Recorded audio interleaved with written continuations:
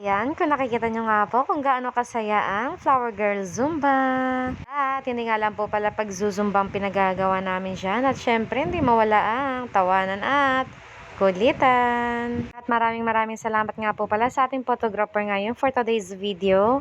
At yan nga po pala ang ating coach na si Miss Maya. At maraming salamat na rin po sa may-ari ng pinagzuzumbahan natin. At isa na rin po siyang organizer namin at admin, ang Ate Flosser.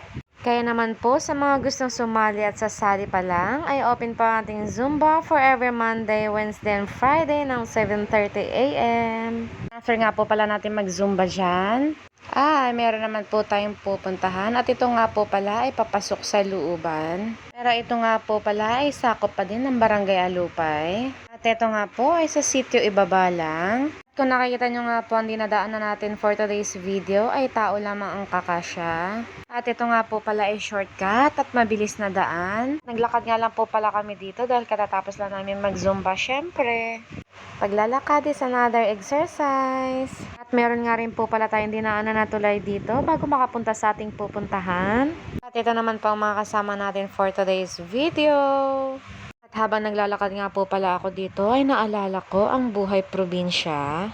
Dahil nung kabataan ko ay ako nga po yung taong layas, mapadagat at mapabundok ay napupuntahan ko.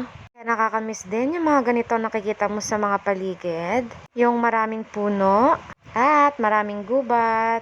Tapos ito, ang feeling ko naman dito ay parang umaakyat ako ng bundok. Yung nag-hiking ka kasama ng mga Zumba girl. At ang sarap sa pakiramdam dahil feeling ko nakawala ako sa lungga. At hindi na lang lagi nakakulong sa kwarto at sa loob ng bahay. Nga po pala mga kasama natin for today's video habang naglalakad ang Ate Linda. Kasama na rin po natin dyan ang Ate Elma.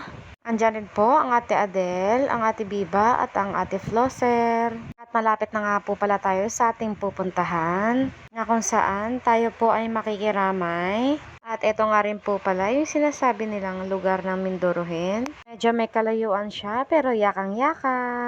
At dito na nga po pala kami sa bahay ng mga Tapiro family para makiramay. Kaya condolence po sa buong Tapiro at Osmilio family. Dumating nga po pala kami dyan ng 9:30 AM at umalis naman po kami dyan ng 10:30 AM. A few moments later. At kung nakikita nyo nga po ang ating gulay for today's video ay kasing haba na siya ng ating mesa. Ito nga po pala isang gulay na first time ko din makita sa buong buhay ko na sobrang haba. At itong gulay nga po pala ay isang patola. Pinaghati-hati ko nga lang po pala muna yan bago balatan dahil medyo mahirap siya balatan pag sobrang haba. At itong klaseng patola nga po pala, hindi mo malang makitaan na merong mga buto. Hindi tulad ng isang patola na halos makikita mo sa loob ay puro buto. At nakapag-iwan na nga rin po pala tayo dyan ng sibuyas at bawang. At meron na rin po tayo dyan hinimay na pritong tilapia. Meron na nga rin po pala tayo dyan available na okra at talong kaya isinama ko na rin dyan sa patola natin. Dahil sayang naman kung hindi ko siya isasama. At yung luto po pala na gagawin natin dyan for today's video ay bulang-lang style na mayroong miswa. At magpapainit nga lang po pala tayo dyan ng ating kaldero para magisa ng ating bawang at sibuyas.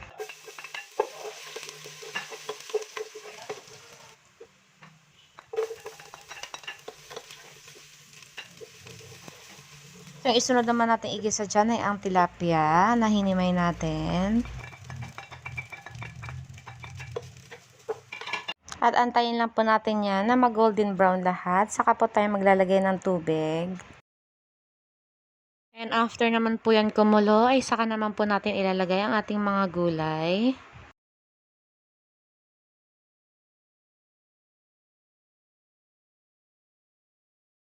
Saka po tayo maglalagay ng ating mga pampalasa dyan, tulad ng patis at ng paminta. At nakapaglagay na rin po pala ako dyan ng fish nor cubes natin para sa pampalasa. Depende po sa inyo kung anong pwede nyo ilagay. After naman natin pakuluan ng ating mga gulay, isusunod naman po natin ang ating miswa. At atin lang po yung halu-haluin at antayin ng mga ilang minuto bago po natin patayin ng ating apoy. At ayan na, luto na po ang ating food for today's video. At makapaghigop na rin ng patola soup. At ito na nga po ang pinaka-exciting part, ang kumain. Kaya naman, kain po tayo and thank you Lord sa blessing. Busog na naman ang tummy.